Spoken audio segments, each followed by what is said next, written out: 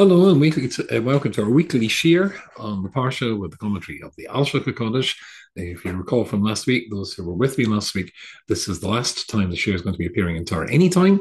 A few of you have been in touch and asking very kindly, what should you do instead?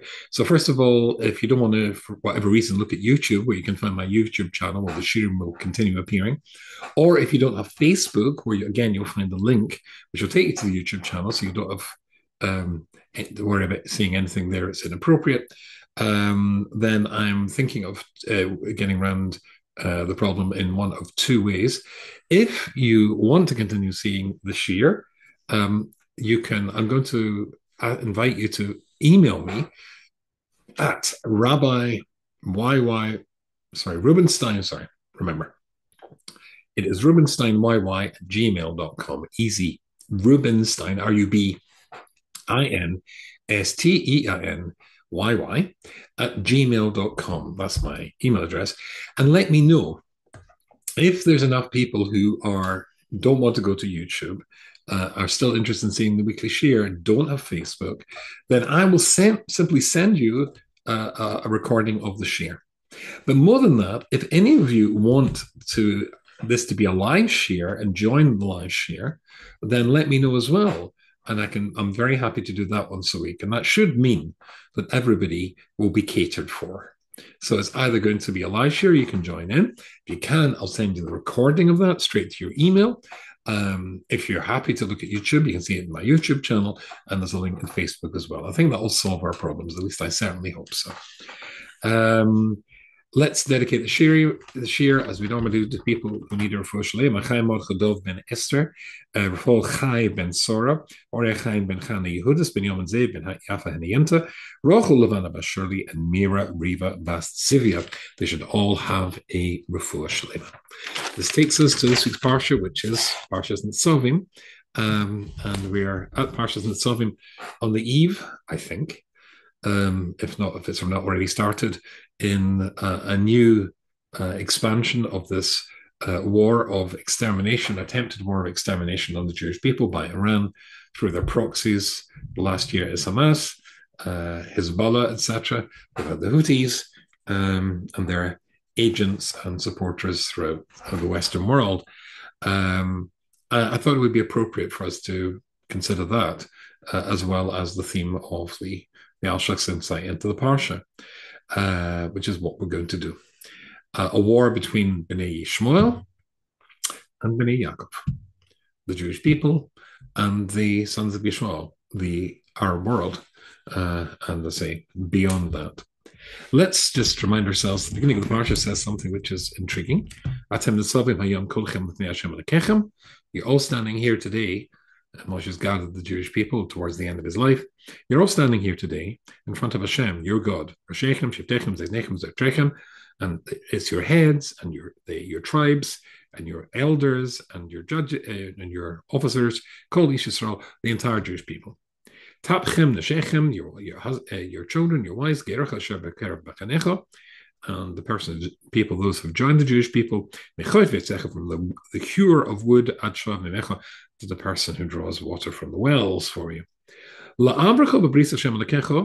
In order that you will join together or become part of this bris, this covenant of and this oath which Hashem is now making with you, a new aspect of the covenant of the Torah and the Jewish people. In order for them, the Jewish people, to become the people of God, and for God to become their people. As I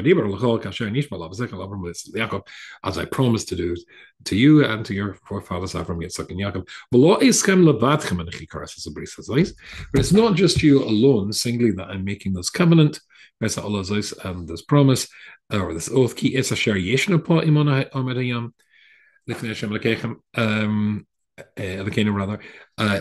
the ones who are not here with us today as well that are going to be part of this covenant.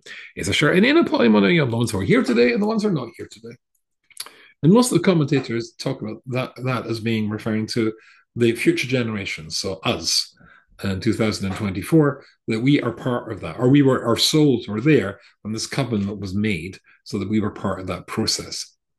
The Alshich HaKodesh says something very, very interesting.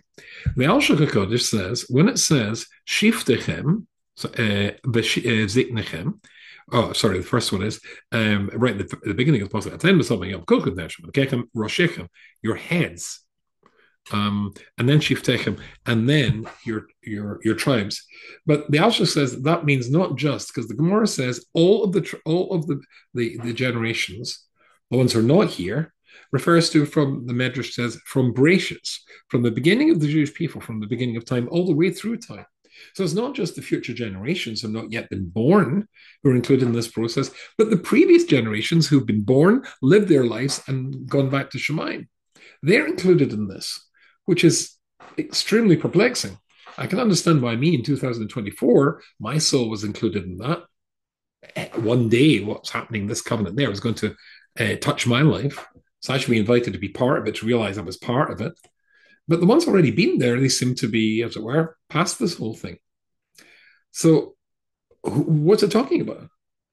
The Rosh Hashanah, says the Alshich, is Abraham, Yitzchak, and Yaakov, the forefathers of the Jewish people, and foremothers.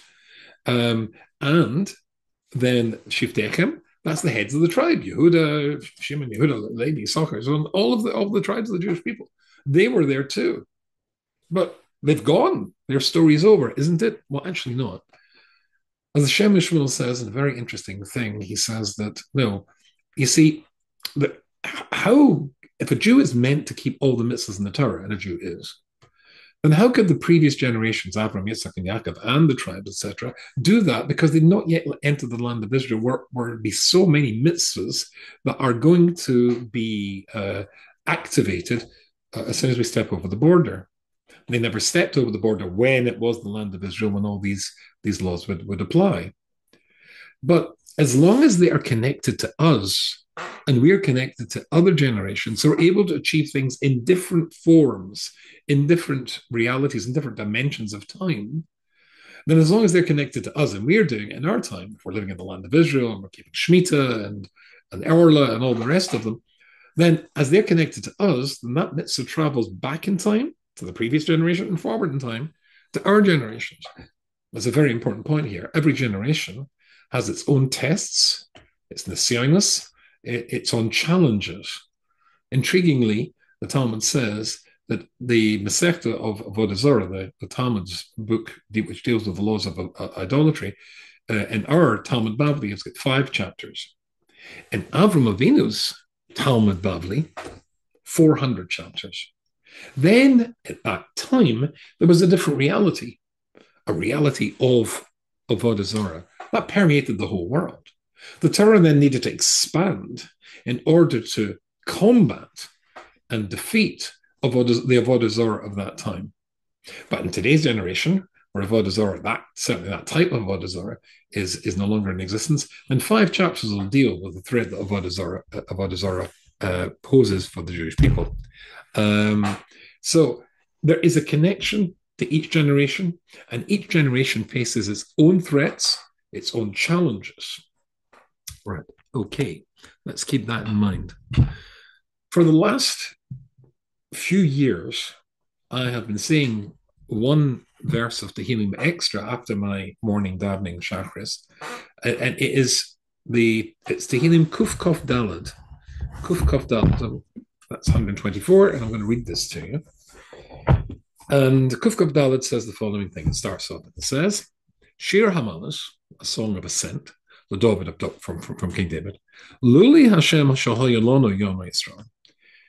If it were not for the fact Hashem is with us, the Jewish people say, Luli Hashem Shahoyalono, if it's not that Hashem was with us, Bekumalina Odom, when a man stands up against us, Chaim they would swallow up our lives, they would destroy us through their anger, as a mime shetafuna v'nachlo over amashena, the waters would go up and drown us, etc. But then at the end of the whole thing, if Hashem wasn't with us, but he was, it concludes by saying the last pasuk was only 8 in this psalm. Azreinu b'shem Hashem, we are saved by the name, invoking the name, or we'll use the word invoke for the moment, Hashem, the God of heaven and the earth. Now, the language of the psalm is very interesting because it seems to almost have a stam or it repeats itself.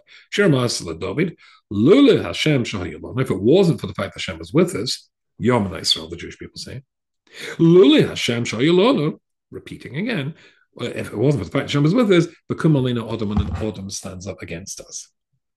And I saw something many years ago in a sefer, which I just have to have here, and it's a sefer called Eitz the Hadath Toiv, from the pen of Rabbeinu Chaim Vital. Rabbi Chaim Vital is known, of course, as the greatest link in the chain from his master, which was, of course, the Arizal in Sfas, carrying his Torah forward into future generations. So he was a Talmid of the Arizal, yes. He was also a Talmid of the Alshich. And I saw what he said on this, on Kuf Kof Daled and Tehillim. I thought it was so important that I say Kuf Kof Daled from Tehillim every single morning in Shachris, or after Shachris. And I'd like to explain to you why it's so important. Because ultimately, he says something here which is really quite scary. I think it really addresses the situation where, once again, the Jewish people is pitted against the Arab people, the Bnei Ishmael, the sons of Ishmael, whose ambition, as the verse of the Psalm says here, in their anger and their total hatred of the Jewish people, is nothing short and nothing less than the complete eradication and destruction of the Jewish people in a Hitleresque Nazi fashion. So let's explore this. So if I just move Tehillim over here for a second, let me start off by taking you to what the Malbim has to say on this psalm. And this is the words of the Malbim. So he says, Sefer ich chesed Hashem, and this double expression, repeated twice, he says is describing and referring to the two types of salvation that comes from Hashem towards us. Because there are two types of people who hate us: those who want to destroy our bodies, physical destruction, the oive nefesh, and those who want to destroy us spiritually, but happy to leave the body. That is, if you think of the Hanukkah story, as long as Jews gave up Judaism, they would leave us alive as people, but as long as we're no longer Jewish people. And the Purim story, that was a Nazi story, then it was a question of destroying the Jews no matter what their affiliation. There was no chance of becoming an apostate and joining another belief system as an escape route from the Jewish people. So then he says the following thing. So it says, there are two forms of protection that are essential for the Jewish people to have when the Jewish people are faced with an army, with a war, with destruction and extermination, which of course is, as I said a moment ago, where we're standing now. Aleph, 1. Masha anachnu hayinu l'Hashem, bin masha Hashem hoyolonu. It is, 1, what are we in the eyes of Hashem? Masha anachnu hayinu l'Hashem, and base, masha Hashem hoyolonu. And what's Hashem to us? What is our relationship with Hashem? Or how does he view us, perhaps? And how do we view him? This is going to be critical to determining whether or not our enemies have success, either in our spiritual extermination or our physical extermination. And he says, the first condition that's going to make possible our rescue from our enemies, it's that we are rely B'kol leiv, with all of our hearts, al Hashem and we don't forget His Torah, and we don't forget Him and our relationship with Him. So first thing is, what's our relationship with God? How do we view our relationship with God?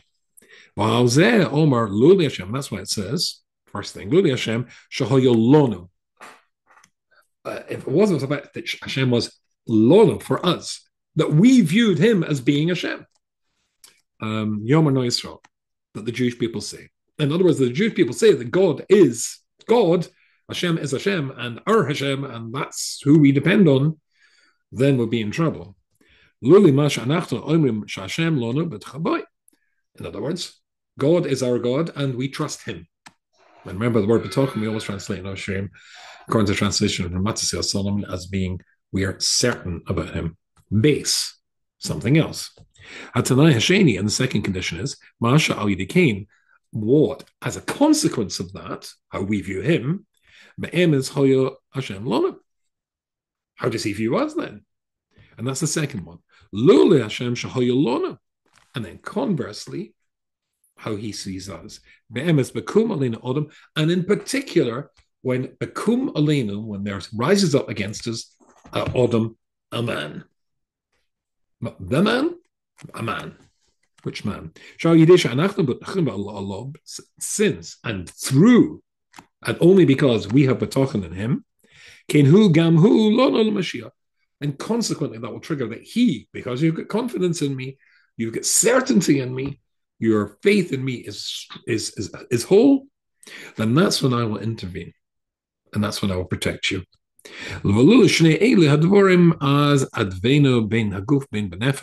Neged of the Sagufai.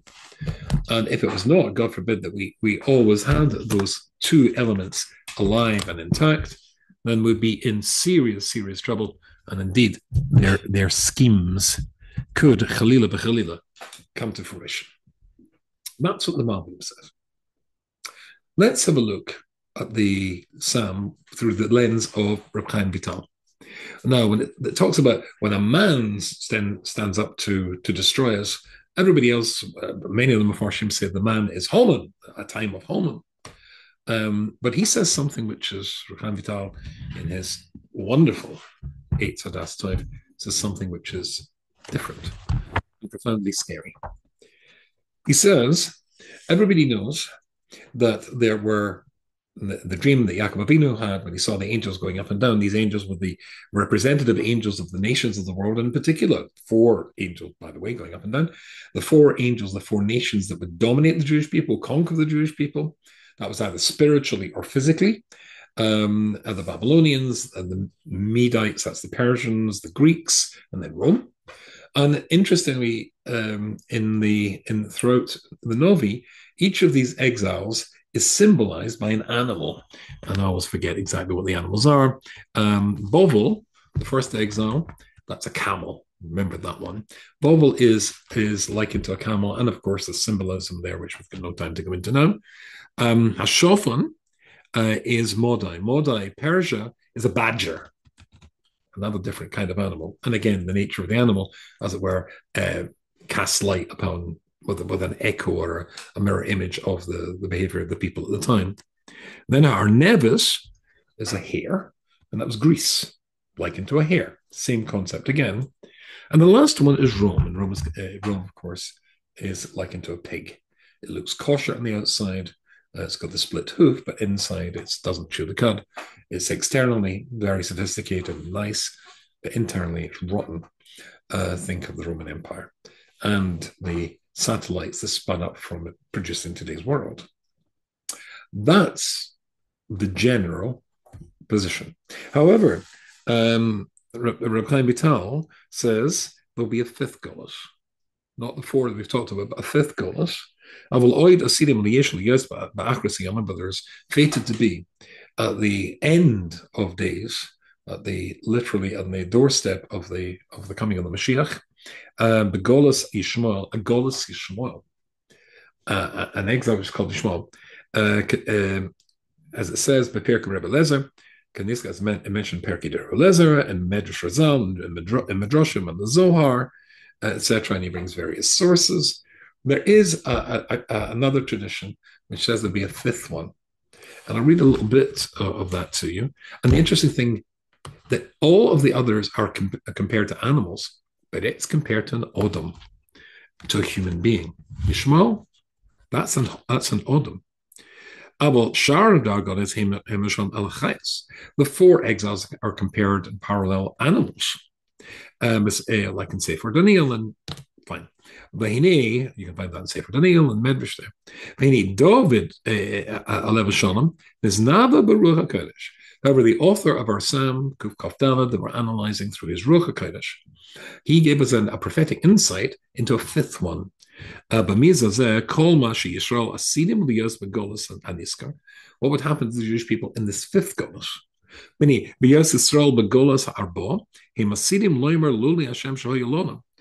this exile, they are indeed going to turn around and say, where would we be if Hashem wasn't with us against these four exiles? The God is, we could have been destroyed completely if it wasn't for Hashem being with us. Okay. However, there is a fifth one. But there's a fifth exile that comes at the end of time, worse than the previous four. And that's Golus Yishmael. Who Golus Yishmael? Anikra Para Odom. And that is because he's called a Para Odom. The Torah refers to Yishmael as a wild donkey of a man, a wild beast of a man. But it calls him a man. But it's interesting, the word para is called a para Odom. And the para Odom is when Bris Milah, of course, he's got Bris Milah, he's the son of Avram Avinu, he Bris Milah, but he didn't have Priya. So there's two aspects to the midst of Bris Milah. There is the removal, the cutting away of the foreskin, but then there's the peeling back of the skin that remains so that it actually knits together with the remaining skin, and that's called Priya. He's a para Odom. He's an Odom, all right. He has Bris Milah, but he's a para Odom. He doesn't have the complete process, and that's why he's like an Odom. This, in other words, he says this psalm, which is talking about if it wasn't for Hashem being with us, it's talking at the time when the Jewish people are facing the fifth Golus, worse than all the rest, and that is Golus Yishmael. When an Odom, when the Arab or the Muslim world rises up against us, indeed it's called an Odom because it's son of Avram. They have zechut avot. They have great merit from their forefather, who was our forefather. They have the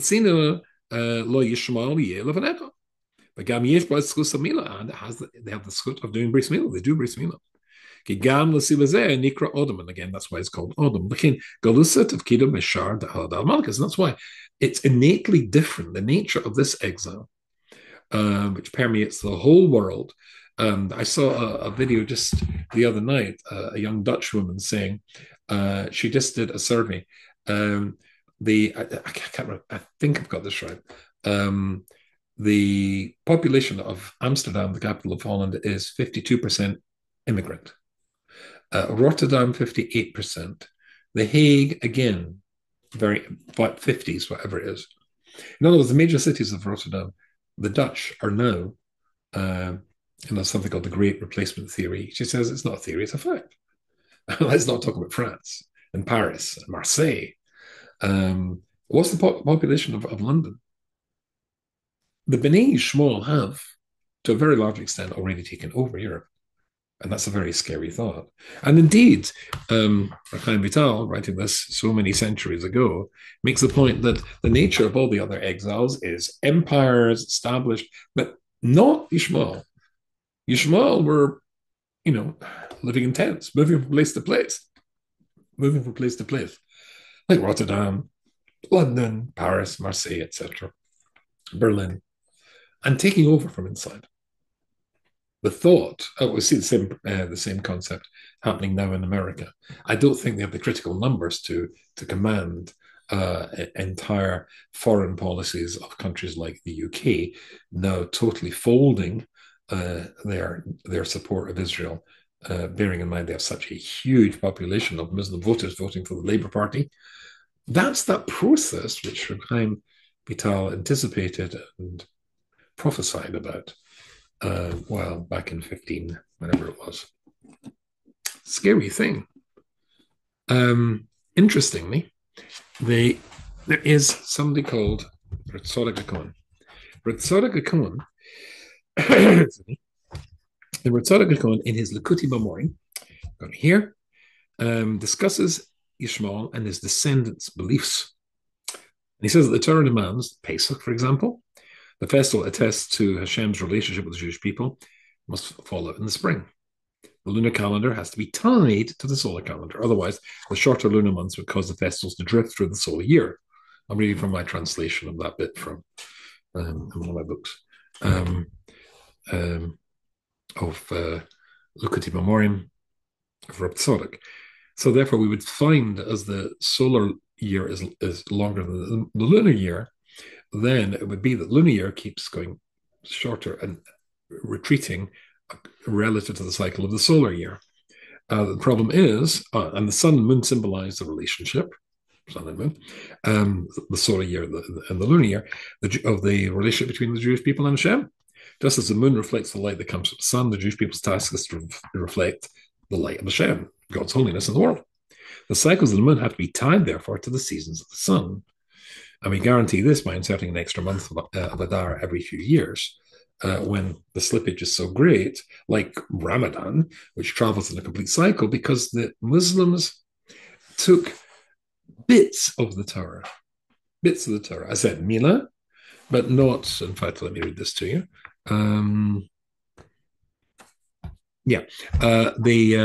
They took bits of the Torah like Mila, but they don't do Priya.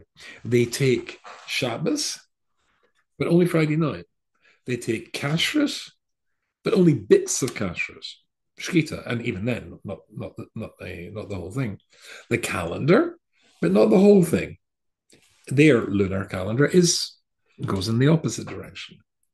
So Ritzodik says that ultimately they're worse. Let me read that to you. Find this. Ritzodik concludes that Yishmael is really no better than the other nations of the world. Ultimately, they're worse. They fall into the category of those who know their God and intend to rebel against him. Israel did not limit their commitment to Hashem. Their Shabbos is complete Shabbos. Their adherence to Taharas Mishpacha, we've got Taharas Mishpacha as well, but it's not at all what Taharas Mishpacha is. It's just a bit of it. It is complete, as of the laws of Shkita, etc. A little bit, but never the whole thing.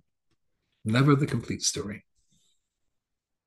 So it sounds bad and scary. Well, then we have to remind ourselves something the Rambam says. The Rambam says, in Hilchos Yesodei Torah, you find this in chapter 10 and 4, and Halacha 4, it says the following interesting thing. If a prophet says something bad's going to happen, it may happen. If he says something good's going to happen, it must happen.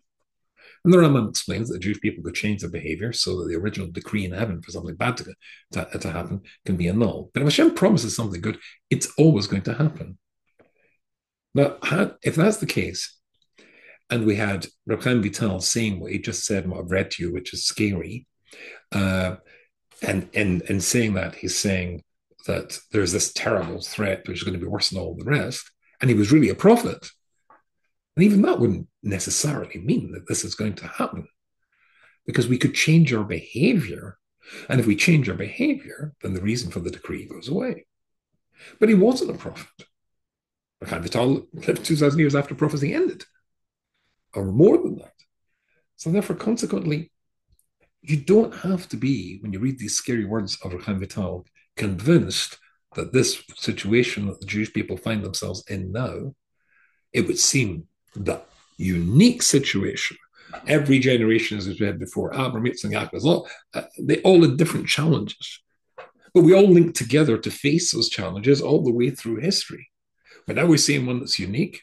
Yeah, unique in the threat, but the consequence of that threat, as the Malbim says, depends on two things. Our relationship with Hashem and Hashem's relationship with us. If we see Hashem as being the one we rest on, for all the greatness and the courage, and they're said, greatness and courage when it comes to Islam, as we know that ultimately the courage of our soldiers, um, the bravery of the Jewish people, which we've seen for the last year, the unity of the Jewish people, is unified around the fact that we're convinced that it all comes from Hashem, then that's when Hashem intervenes to protect us. That's what this psalm is talking about. And that's how the psalm concludes. That because we've got Hashem on our side, then fine. Let me read this to you again. The concluding words of this psalm, Kuf Kof Daled, and it says, Azreina b'Shem Hashem. We have our help through Hashem. If that's the ultimate perspective of the Jewish people, then we have got the ultimate protection of the God of the Jewish people, which is Hashem Yisborach. And we don't have to worry about the fear that's generated by Chaim Vital's possible course of history as he predicts. That's something I think that justifies, for me anyway, recalling and reminding myself of those words every single morning. And maybe, Kuf Kuf Dalet, it would be good for you to do so as well. If you think so, I hope you'll have enjoyed me sharing that insight with you. So, last time at our anytime, I hope to see you next week, either on my YouTube channel, or if you send me an email, just remind you again, if you want this to be a live Zoom share, or you would like me to send it to your email address, then send me rubensteinyyy@gmail.com. If you could send that to me, an email saying, I would like to receive the video of the weekly share, then I'll email it to you. Meanwhile, wishing you all a good Shabbos, and I look forward to all those emails.